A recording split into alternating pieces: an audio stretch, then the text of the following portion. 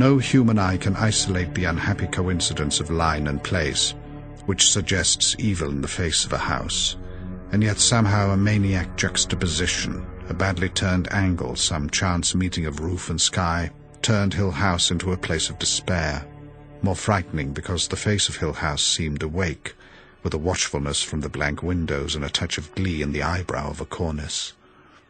Almost any house, caught unexpectedly, or at an odd angle, can turn a deeply humorous look on a watching person. Even a mischievous little chimney, or a dormer like a dimple, can catch up a beholder with a sense of fellowship. But a house arrogant and hating, never off guard, can only be evil. This house, which seemed somehow to have formed itself, flying together into its own powerful pattern under the hands of its builders, fitting itself into its own construction of lines and angles, reared its great head back against the sky without concession to humanity. It was a house without kindness, never meant to be lived in, not a fit place for people, or for love, or for hope. Exorcism cannot alter the countenance of a house. Hill House would stay as it was until it was destroyed. I should have turned back at the gate, Eleanor thought. The house had caught her with an atavistic turn in the pit of the stomach, and she looked along the lines of its roofs, fruitlessly endeavouring to locate the badness, whatever dwelt there. Her hands turned nervously cold so that she fumbled, trying to take out a cigarette, and beyond everything else she was afraid, listening to the sick voice inside her which whispered, "Get away from here. Get away." "But this is what I came so far to find," she told herself. "I can't go back. Besides, he would laugh at me if I tried to get back out through that gate." Trying not to look up at the house, and she could not even have told its colour or its style or its size except that it was enormous and dark, looking down over her, she started the car again and drove up the last bit of driveway directly to the steps, which led in a forthright, no-escape manner onto the veranda and aimed at the front door. The drive turned off on either side to encircle the house, and probably later she could take her car around and find a building of some kind to put it in. Now she felt uneasily that she did not care to cut off her means of departure too completely. She turned the car just enough to move it off to one side, out of the way of later arrivals. It would be a pity, she thought grimly, for anyone to get a first look at this house with anything so comforting as a human automobile parked in front of it, and got out, taking her suitcase and her coat. Well, she thought inadequately, here I am. It was an act of moral strength to lift her foot and set it on the bottom step, and she thought that her deep unwillingness to touch Hill House for the first time came directly from the vivid feeling that it was waiting for her, evil but patient.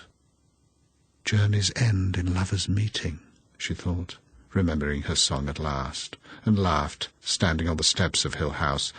Journeys end in lovers' meeting. And she put her feet down firmly and went up to the veranda and the door. Hill House came around her in a rush.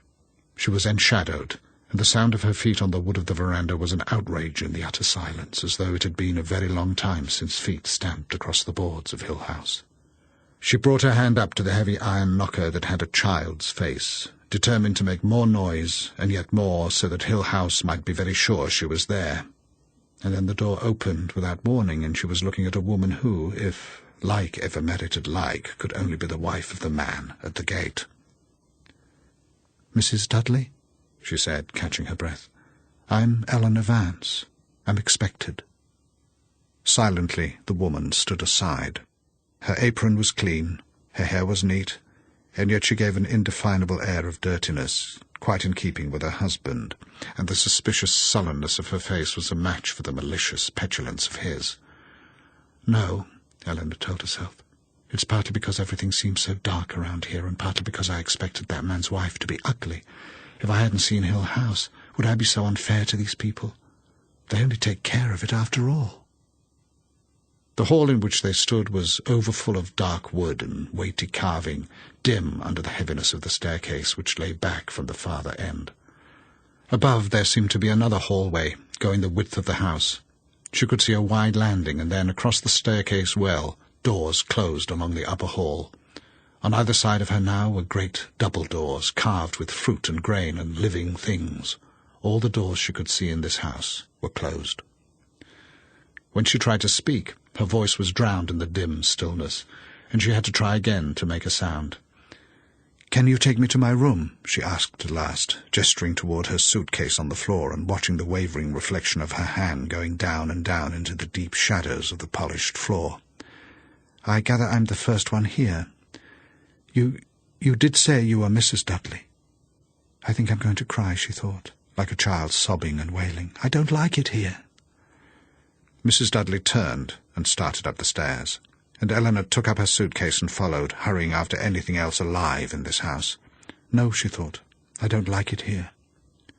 Mrs. Dudley came to the top of the stairs and turned right, and Eleanor saw that with some rare perception the builders of the house had given up any attempt at style, probably after realizing what the house was going to be, whether they chose it or not, and had, on this second floor, set in a long, straight hall to accommodate the doors to the bedrooms. She had a quick impression of the builders finishing off the second and third stories of the house with a kind of indecent haste, eager to finish their work without embellishment and get out of there following the simplest possible pattern for the rooms. At the left end of the hall was a second staircase, probably going from servants' rooms on the third floor down past the second to the service rooms below. At the right end of the hall another room had been set in, perhaps, since it was on the end, to get the maximum amount of sun and light. Except for a continuation of the dark woodwork and what looked like a series of poorly executed engravings arranged with unlovely exactness along the hall in either direction, nothing broke the straightness of the hall, except the series of doors, all closed. Mrs. Dudley crossed the hall and opened a door, perhaps at random. "This is the blue room," she said. From the turn in the staircase, Eleanor assumed that the room would be at the front of the house. Sister Anne, she thought, and moved gratefully toward the light from the room. "How nice," she said, standing in the doorway, but only from the sense that she must say something. It was not nice at all, and only barely tolerable. It held enclosed the same clashing disharmony that marked Hill House throughout. Mrs. Dudley turned aside to let Eleanor in, and spoke, apparently, to the wall. "I set dinner on the dining-room sideboard at 6 sharp, she said. "You can serve yourselves. I clear up in the morning. I have breakfast ready for you at 9. That's the way I agreed to do. I can't keep the rooms up the way you'd like, but there's no one else you could get that would help me. I don't wait on people. What I agreed to, it doesn't mean I wait on people." Eleanor nodded, standing uncertainly in the doorway. "I don't stay after I set out dinner," Mrs. Dudley went on. "Not after it begins to get dark. I leave before dark comes." "I know," Eleanor said. "We live over in the town, 6 miles away." "Yes," Eleanor said, remembering Hillsdale. "So there won't be anyone around if you need help." "I understand." "We couldn't even hear you in the night." "I don't suppose—" "No one could. No one lives any nearer than the town. No one else will come any nearer than that." "I know," Eleanor said tiredly. "In the night," Mrs. Dudley said, and smiled outright. "In the dark," she said, and closed the door behind her. Eleanor almost giggled, thinking of herself calling, "Oh, Mrs. Dudley, I need your help in the dark." And then she shivered. She stood alone beside her suitcase, her coat still hanging over her arm, thoroughly miserable, telling herself helplessly, "Journeys end in lovers' meeting," and wishing she could go home. Behind her lay the dark staircase, and the polished hallway, and the great front door, and Mrs. Dudley and Dudley laughing at the gate, and the padlocks, and Hillsdale, and the cottage of flowers, and the family at the inn, and the oleander garden, and the house with the stone lions in front, and they had brought her, under Dr. Montague's unerring eye, to the blue room at Hill House. "It's awful," she thought, unwilling to move, since motion might imply acceptance, a gesture of moving in. "It's awful, and I don't want to stay." But there was nowhere else to go. Dr. Montague's letter had brought her this far, and could take her no farther. After a minute she sighed and shook her head and walked across to set her suitcase down on the bed. "Here I am in the blue room of Hill House," she said half aloud, although it was real enough and beyond all question a blue room. There were blue dimity curtains over the 2 windows, which looked out over the roof of the veranda onto the lawn, and a blue-figured rug on the floor, and a blue spread on the bed, and a blue quilt at the foot. The walls, dark woodwork to shoulder height, were blue, figured paper above, with the design of tiny blue flowers, wreathed and gathered and delicate. Perhaps someone had once hoped to lighten the air of the blue room in Hill House with a dainty wallpaper, not seeing how such a hope would evaporate in Hill House, leaving only the faintest hint of its existence, like an almost inaudible echo of sobbing far away. Eleanor shook herself, turning to see the room complete.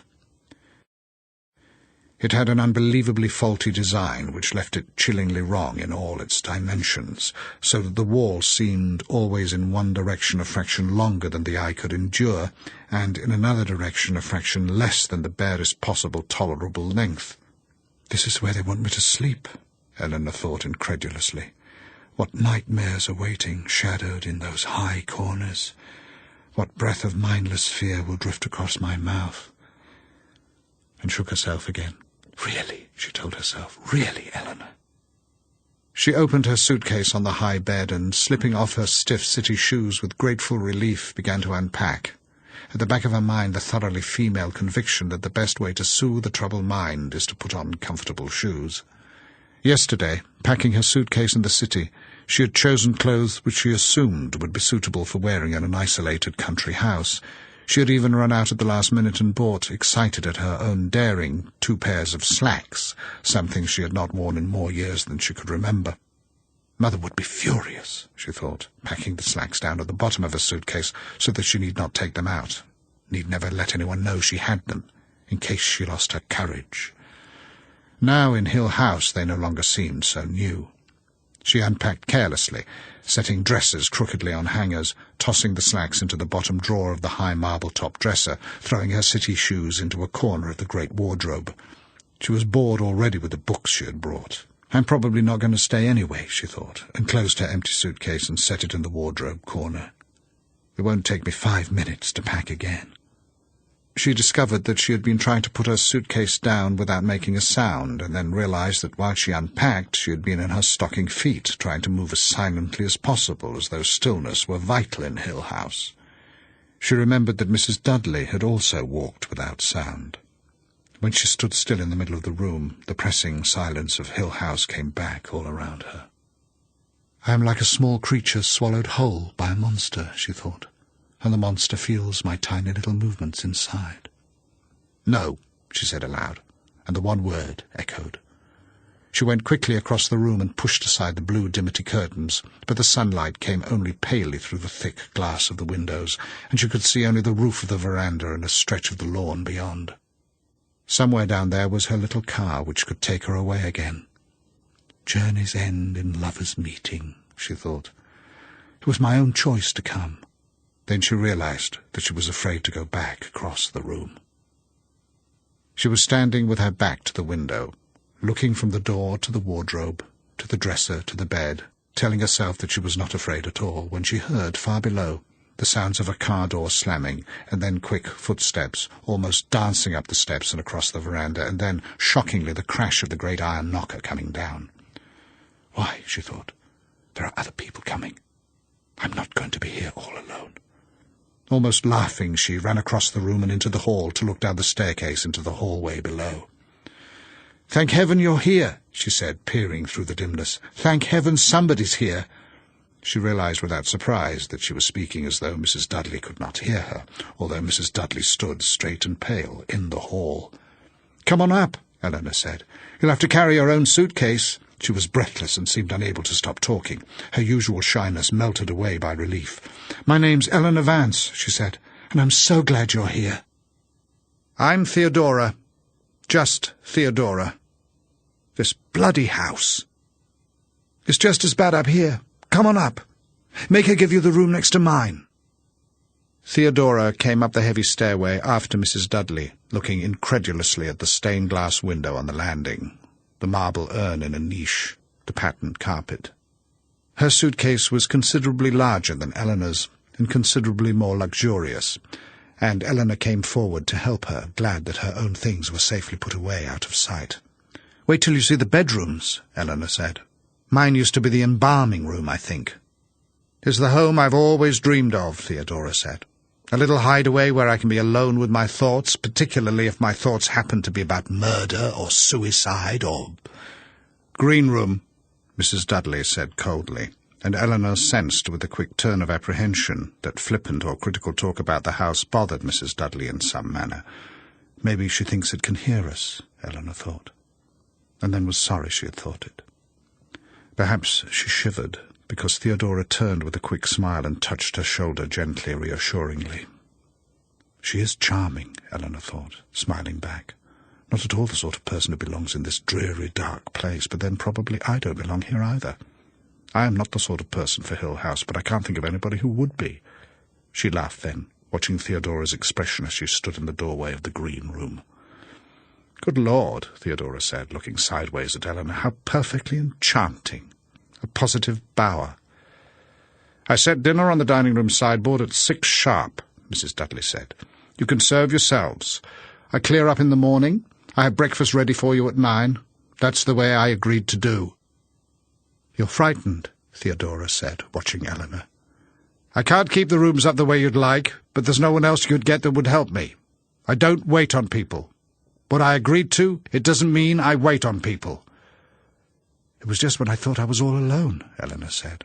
"I don't stay after 6, not after it begins to get dark." "I'm here now," Theodora said, "so it's all right." "We have a connecting bathroom," Eleanor said absurdly. "The rooms are exactly alike." Green dimity curtains hung over the windows in Theodora's room. The wallpaper was decked with green garlands, the bedspread and quilt were green, the marble-top dresser and the huge wardrobe were the same. "I've never seen such awful places in my life," Eleanor said, her voice rising. "Like the very best hotels," Theodora said, "or any good girls' camp." "I leave before dark comes," Mrs. Dudley went on. "No one can hear you if you scream in the night," Eleanor told Theodora. She realized that she was clutching at the doorknob and, under Theodora's quizzical eye, unclenched her fingers and walked steadily across the room. "We'll have to find some way of opening these windows," she said. "So there won't be anyone around if you need help," Mrs. Dudley said. "We couldn't hear you, even in the night. No one could." "All right now?" Theodora asked, and Eleanor nodded. "No one lives any nearer than the town. No one else will come any nearer than that." "You're probably just hungry," Theodora said, "and I'm starved myself." She set her suitcase on the bed and slipped off her shoes. "Nothing," she said, "upsets me more than being hungry. I snarl and snap and burst into tears." She lifted a pair of softly tailored slacks out of the suitcase. "In the night," Mrs. Dudley said. She smiled. "In the dark," she said, and closed the door behind her. After a minute, Eleanor said, "She also walks without making a sound." "Delightful old body," Theodora turned, regarding her room. "I take it back, that about the best hotels," she said. "It's a little bit like a boarding school I went to for a while." "Come and see mine," Eleanor said. She opened the bathroom door and led the way into her blue room. "I was all unpacked and thinking about packing again when you came." "Poor baby. You're certainly starving."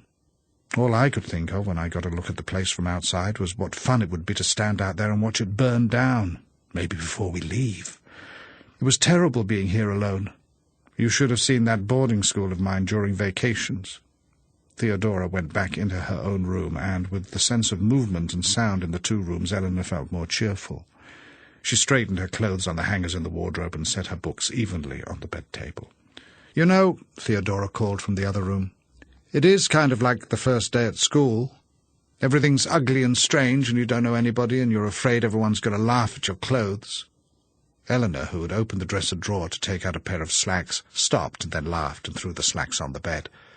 "Did I understand correctly," Theodora went on, "that Mrs. Dudley is not going to come if we scream in the night?" "It was not what she agreed to."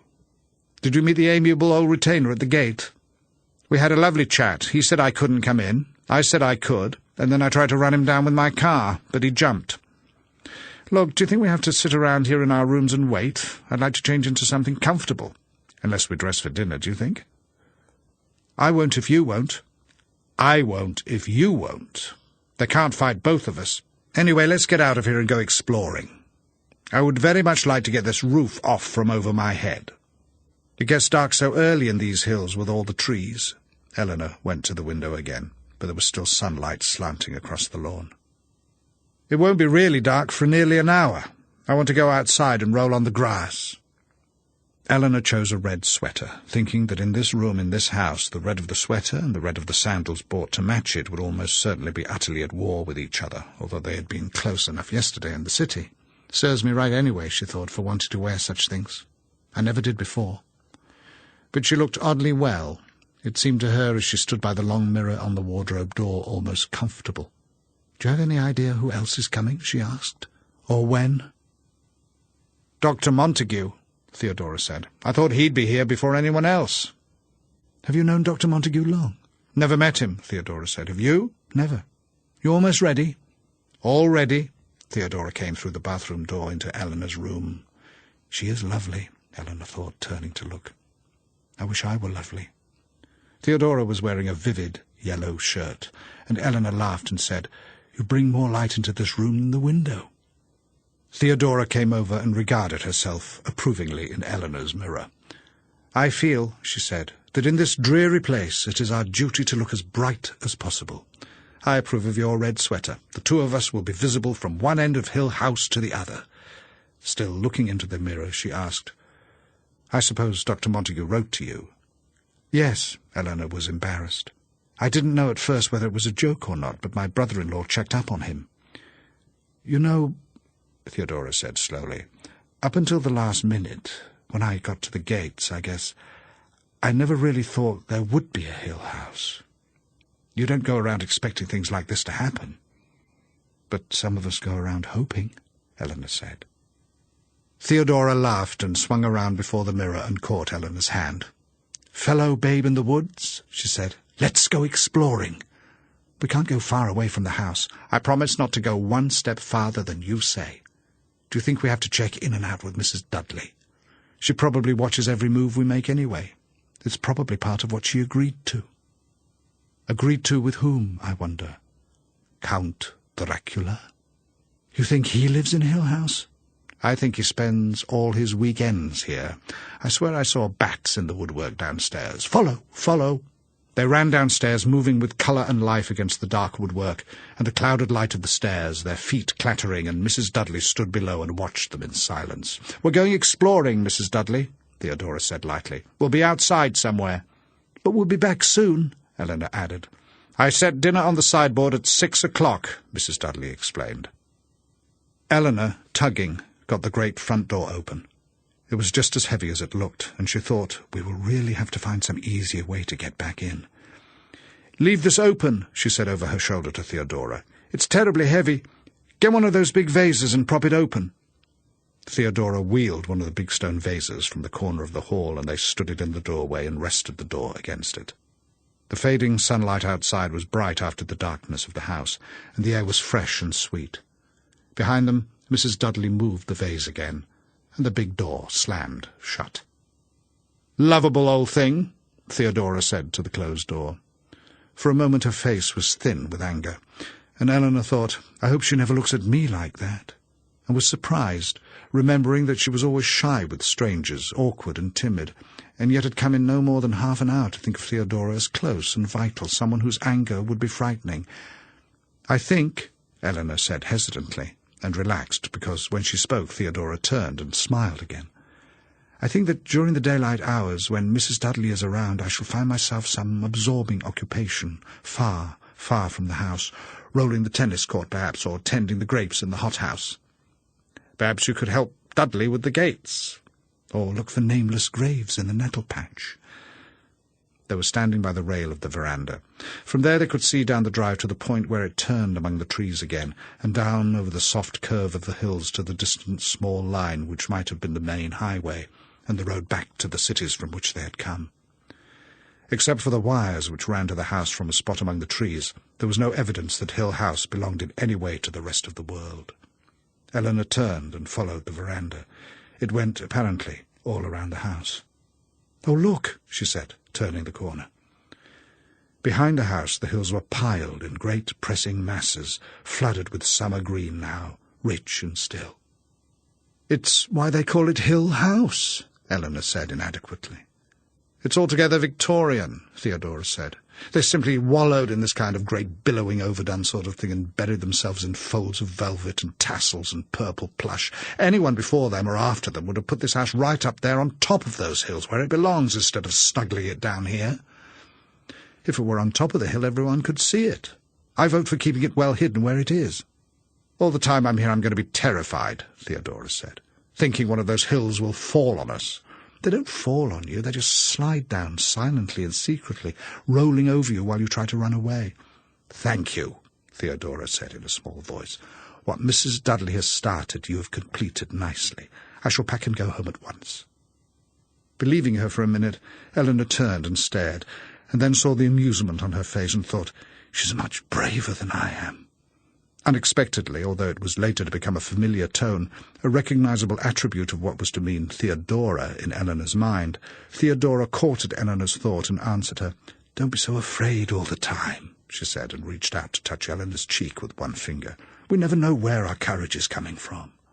Then quickly she ran down the steps and out onto the lawn between the tall grouped trees. "Hurry," she called back. "I want to see if there's a brook somewhere." "We can't go too far," Eleanor said, following. Like two children they ran across the grass, both welcoming the sudden openness of clear spaces after even a little time in Hill House, their feet grateful for the grass after the solid floors. With an instinct almost animal they followed the sound and smell of water. "Over there," Theodora said. "A little path." It led them tantalizingly closer to the sound of the water, doubling back and forth through the trees, giving them occasional glimpses down the hill to the driveway, leading them around out of sight of the house across a rocky meadow and always downhill. As they came away from the house and out of the trees to places where the sunlight could still find them, Eleanor was easier, although she could see that the sun was dropping disturbingly closer to the heaped hills. She called to Theodora, but Theodora only called back, "Follow! Follow!" and ran down the path. Suddenly she stopped, breathless and tottering on the very edge of the brook, which had leaped up before her almost without warning. Eleanor, coming more slowly behind, caught at her hand and held her back, and then, laughing, they fell together against the bank which sloped sharply down to the brook. "They like to surprise you around here," Theodora said, gasping. "Serve you right if you went diving in," Eleanor said, "running like that. It's pretty, isn't it?" The water of the brook moved quickly in little lighted ripples. On the other side the grass grew down to the edge of the water, and yellow and blue flowers leaned their heads over. There was a rounded soft hill there, and perhaps more meadow beyond, and far away the great hills, still catching the light of the sun. "It's pretty," Theodora said with finality. "I'm sure I've been here before," Eleanor said. "In a book of fairy tales, perhaps." "I'm sure of it. Can you skip rocks?" "This is where the princess comes to meet the magic golden fish who is really a prince in disguise." "He couldn't draw much water, that golden fish of yours. It can't be more than 3 inches deep." "There are stepping stones to go across, and little fish swimming, tiny ones, minnows, princes in disguise, all of them." Theodora stretched in the sun on the bank and yawned. "Tadpoles?" she suggested. "Minnows. It's too late for tadpoles, silly. But I bet we can find frogs' eggs. I used to catch minnows in my hands and let them go." "What a farmer's wife you might have made." "This is a place for picnics, with lunch beside the brook and hard-boiled eggs." Theodora laughed. "Chicken salad and chocolate cake.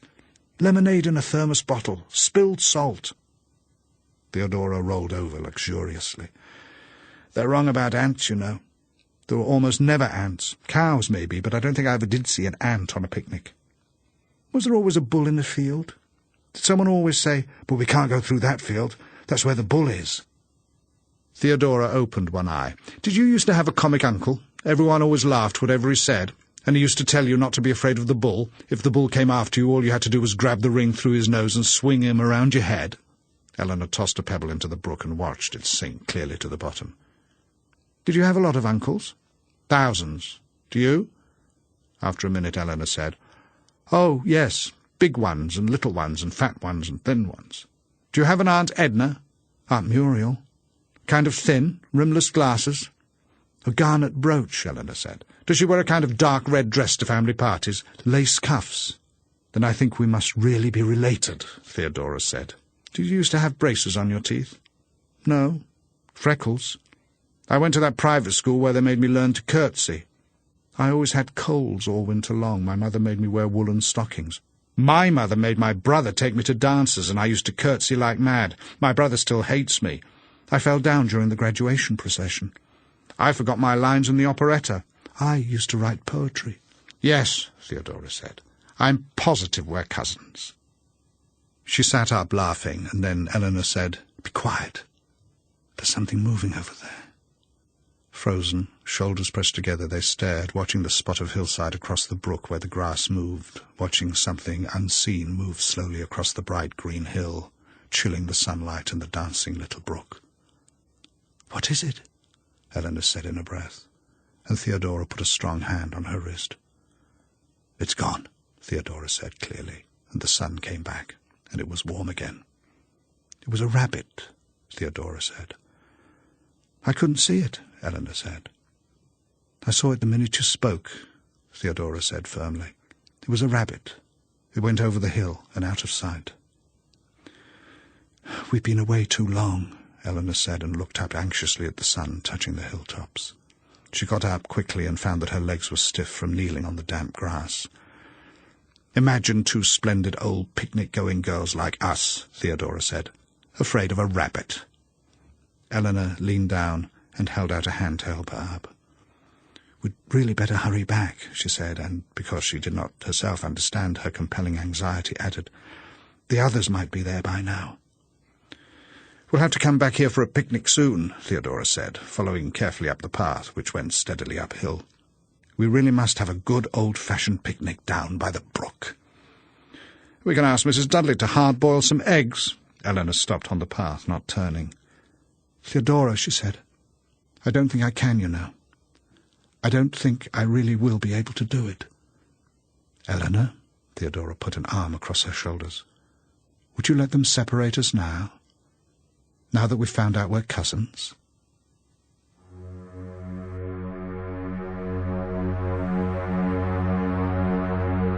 The sun went down smoothly behind the hills, slipping almost eagerly at last into the pillowy masses.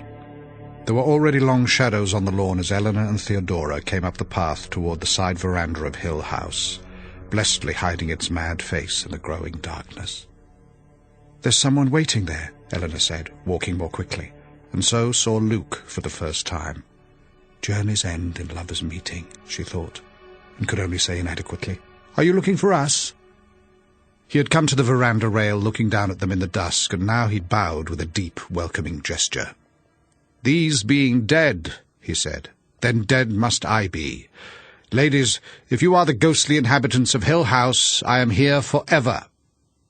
"He's really kind of silly," Eleanor thought sternly, and Theodora said, "Sorry we weren't here to meet you. We've been exploring." "A sour old beldam with a face of curds welcomed us, thank you," he said. "Howdy-do," she told me. "I hope I see you alive when I come back in the morning and your dinner's on the sideboard, saying which she departed in a late-modelled convertible with first and second murderers." "Mrs. Dudley," Theodora said. "First murderer must be Dudley at the gate. I suppose the other was Count Dracula, the wholesome family." "Since we are listing our cast of characters," he said, "my name is Luke Sanderson." Eleanor was startled into speaking. "Then you're one of the family? The people who own Hill House, not one of Dr. Montague's guests?" "I am one of the family. Some day this stately pile will belong to me. Until then, however, I am here as one of Dr. Montague's guests." Theodora giggled. "We," she said, "are Eleanor and Theodora, two little girls who were planning a picnic down by the brook and got scared home by a rabbit." "I go in mortal terror of rabbits," Luke agreed politely. "May I come if I carry the picnic basket?" "You may bring your ukulele and strum to us while we eat chicken sandwiches." "Is Dr. Montague here?" "He's inside," Luke said, "gloating over his haunted house." They were silent for a minute, wanting to move closer together, and then Theodora said thinly, "It doesn't sound so funny, does it, now it's getting dark?" "Ladies, welcome." And the great front door opened. "Come inside. I am Dr. Montague." The four of them stood for the first time in the wide, dark entrance hall of Hill House. Around them the house steadied and located them, Above them the hills slept watchfully. Small eddies of air and sound and movement stirred and waited and whispered, and the centre of consciousness was somehow the small space where they stood, 4 separated people, and looked trustingly at one another. "I'm very happy that everyone arrived safely and on time," Dr. Montague said. "Welcome, all of you. Welcome to Hill House, although perhaps that sentiment ought to come more properly from you, my boy. In any case, welcome. Welcome. Luke, my boy, can you make a martini?" Dr. Montague raised his glass and sipped hopefully and sighed. "Fair," he said. "Only fair, my boy. To our success at Hill House, however." "How would one reckon success exactly in an affair like this?" Luke inquired curiously. The doctor laughed. "Put it then," he said, "that I hope that all of us will have an exciting visit and my book will rock my colleagues back on their heels. I cannot call your visit a vacation, although to some it might seem so, because I am hopeful of your working, although work, of course, depends largely upon what is to be done, does it not? Notes," he said, with relief, as though fixing upon one unshakable solidity in a world of fog. "Notes. We will take notes. To some a not unbearable task. So long as no one makes any puns about spirits and spirits," Theodora said, holding out her glass to Luke to be filled. "Spirits?" The doctor peered at her. "Spirits? Yes, indeed, of course. None of us—" He hesitated, frowning. "Certainly not," he said, and took 3 quick, agitated sips at his cocktail. "Everything's so strange," Eleanor said. "I mean, this morning I was wondering what Hill House would be like, and now I can't believe that it's real and we're here." They were sitting in a small room chosen by the doctor, who had led them into it down a narrow corridor, fumbling a little at first, but then finding his way. It was not a cosy room, certainly. It had an unpleasantly high ceiling and a narrow tiled fireplace which looked chill in spite of the fire which Luke had lighted at once. The chairs in which they sat were rounded and slippery, and the light coming through the coloured beaded shades of the lamps sent shadows into the corners. The overwhelming sense of the room was purple. Beneath their feet the carpeting glowed in dim, convoluted patterns. The walls were papered and gilt, and a marble Cupid beamed fatuously down at them from the mantel. When they were silent for a moment, the quiet weight of the house pressed down from all around them. Eleanor, wondering if she were really here at all and not dreaming of Hill House from some safe spot impossibly remote, looked slowly and carefully around the room, telling herself that this was real. These things existed. From the tiles around the fireplace to the marble Cupid, these people were going to be her friends. The doctor was round and rosy and bearded, and looked as though he might be more suitably established before a fire in a pleasant little sitting-room with a cat on his knee and a rosy little wife to bring him jellied scones, and yet he was undeniably the Dr. Montague who had guided Eleanor there, a little man both knowledgeable and stubborn. Across the fire from the doctor was Theodora, who had gone unerringly to the most nearly comfortable chair, had wriggled herself into it somehow with her legs over the arm and her head tucked in against the back. She was like a cat, Eleanor thought, and clearly a cat waiting for its dinner. Luke was not still for a minute, but moved back and forth across the shadows, filling glasses, stirring the fire, touching the marble Cupid. He was bright in the firelight and restless.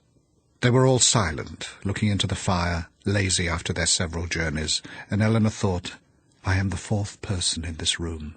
I am one of them. I belong." "Since we are all here," Luke said suddenly, as though there had been no pause in the conversation, "shouldn't we get acquainted? We know only names so far. I know that it is Eleanor here who is wearing a red sweater, and consequently it must be Theodora who wears yellow." "Dr. Montague has a beard," Theodora said, "so you must be Luke." "And you are Theodora," Eleanor said, "because I am Eleanor." And Eleanor, she told herself triumphantly, who belongs, who is talking easily, who is sitting by the fire with her friends.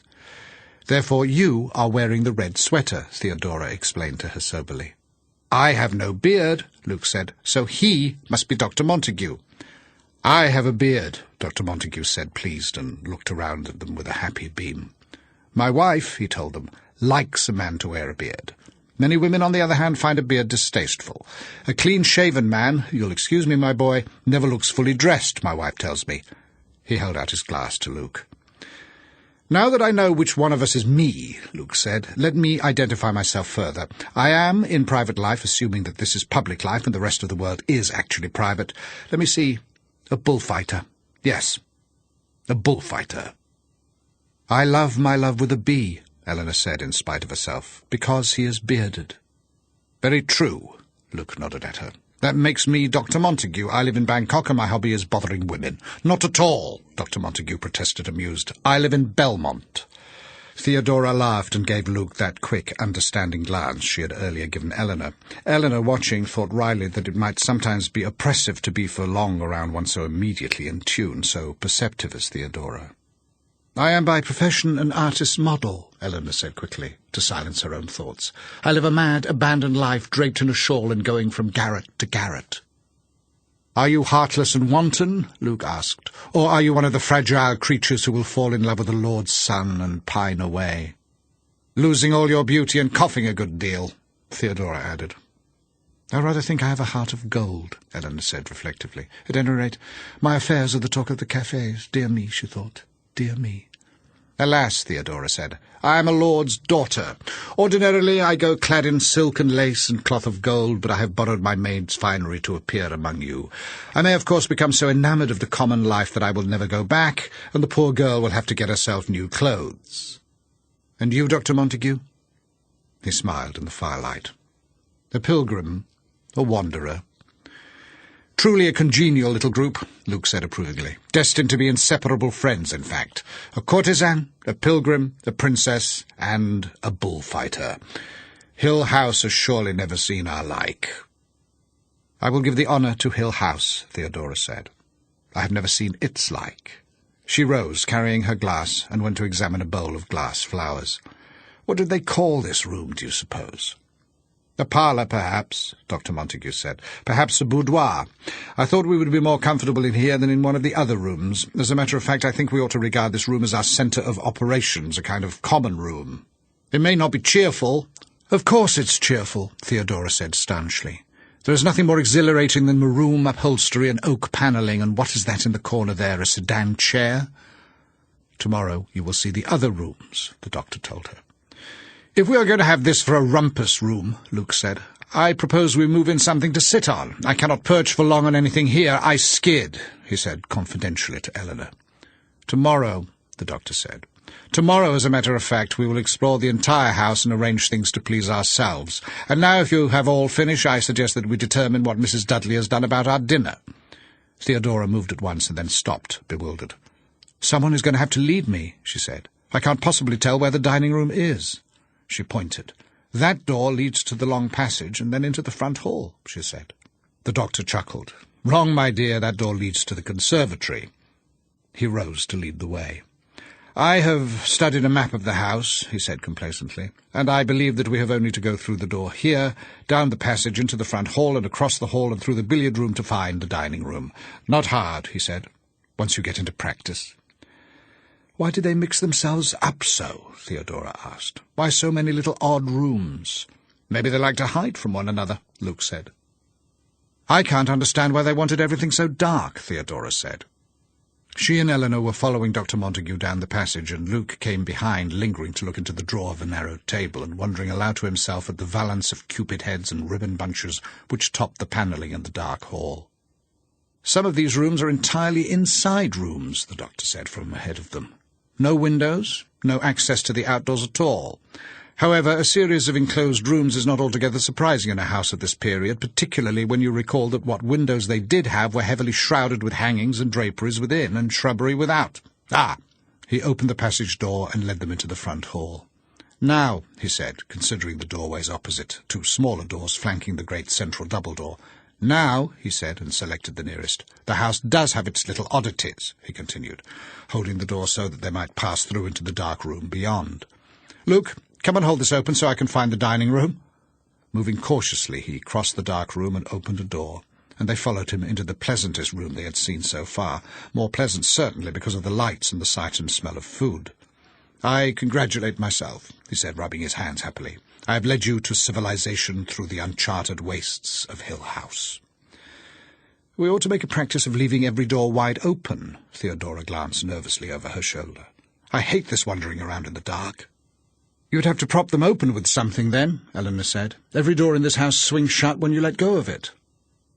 "Tomorrow," Dr. Montague said, "I will make a note. Doorstops." He moved happily toward the sideboard where Mrs. Dudley had set a warming oven and an impressive row of covered dishes. The table was set for 4, with a lavish display of candles and damask and heavy silver.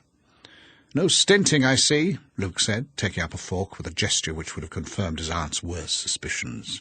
"We get the company's silver." "I think Mrs. Dudley is proud of the house," Eleanor said. "She doesn't intend to give us a poor table at any rate," the doctor said, peering into the warming oven. "This is an excellent arrangement, I think. It gets Mrs. Dudley well away from here before dark and enables us to have our dinners without her uninviting company." "Perhaps," Luke said, regarding the plate which she was filling generously, "perhaps I did good Mrs. Dudley. Why must I continue to think of her perversely as good Mrs. Dudley? Perhaps I really did her an injustice. She said she hoped to find me alive in the morning, and our dinner was in the oven. Now I suspect she intended me to die of gluttony." "What keeps her here?" Eleanor asked Dr. Montague. "Why do she and her husband stay on, alone in this house?" "As I understand it, the Dudleys have taken care of Hill House ever since anyone can remember. Certainly the Sandersons were happy enough to keep them on, but tomorrow—" Theodora giggled. "Mrs. Dudley is probably the only true surviving member of the family to whom Hill House really belongs. I think she is only waiting until all the Sanderson heirs—that's you, Luke— die off in various horrible ways, and then she gets the house and the fortune in jewels buried in the cellar. Or maybe she and Dudley hoard their gold in the secret chamber, or there's oil under the house." "There are no secret chambers in Hill House," the doctor said with finality. "Naturally, that possibility has been suggested before, and I think I may say with assurance that no such romantic devices exist here. But tomorrow— In any case, oil is definitely old hat. Nothing at all to discover on the property these days," Luke told Theodora. "The very least Mrs. Dudley could murder me for in cold blood is uranium." "Or just for the pure fun of it," Theodora said. "Yes," Eleanor said. "But why are we here?" For a long minute the three of them looked at her. Theodora and Luke curiously, the doctor gravely. Then Theodora said, "Just what I was going to ask. Why are we here? What is wrong with Hill House? What is going to happen?" "Tomorrow." "No," Theodora said almost petulantly. "We are 3 adult, intelligent people. We have all come a long way, Dr. Montague, to meet you here in Hill House. Eleanor wants to know why, and so do I." "Me too," Luke said. "Why did you bring us here, Doctor? Why are you here yourself? How did you hear about Hill House? And why does it have such a reputation, and what really goes on here? What is going to happen?" The doctor frowned unhappily. "I don't know," he said, and then, when Theodora made a quick, irritated gesture, he went on, "I know very little more about the house than you do, and naturally I intend to tell you everything I do know. As for what is going to happen, I will learn that when you do. But tomorrow is soon enough to talk about it, I think. Daylight." "Not for me," Theodora said. "I assure you," the doctor said, "that Hill House will be quiet tonight. There is a pattern to these things, as though psychic phenomena were subject to laws of a very peculiar sort." "I really think we ought to talk it over tonight," Luke said. "We're not afraid," Eleanor added. The doctor sighed again. "Suppose," he said slowly, "you heard the story of Hill House and decided not to stay. How would you leave tonight?" He looked around at them again quickly. "The gates are locked. Hill House has a reputation for insistent hospitality. It seemingly dislikes letting its guests get away. The last person who tried to leave Hill House in darkness, it was 18 years ago, I grant you, was killed at the turn in the driveway, where his horse bolted and crushed him against the big tree. Supposing I tell you about Hill House and one of you wants to leave. Tomorrow, at least, we could see that you got safely to the village." "But we're not going to run away," Theodora said. "I'm not, and Eleanor isn't, and Luke isn't." "Stoutly upon the ramparts," Luke agreed. "You are a mutinous group of assistants. After dinner, then. We will retire to our little boudoir for coffee and a little of the good brandy Luke has in his suitcase, and I will tell you all I know about Hill House. Now, however, let us talk about music, or painting, or even politics."